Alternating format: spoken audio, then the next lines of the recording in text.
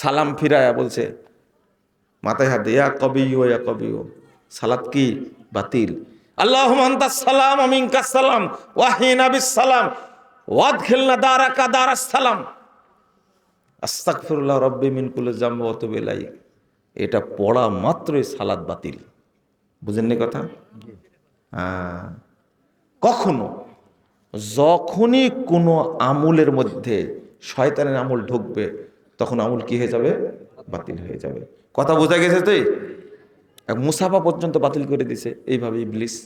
আল্লাহ তুমি ইবলিসের এই কুমন্ত্র থেকে আমাদের হেফাজত করো। তবে সহজ কথা বলে দিই আপনাদেরকে, সেটা হলো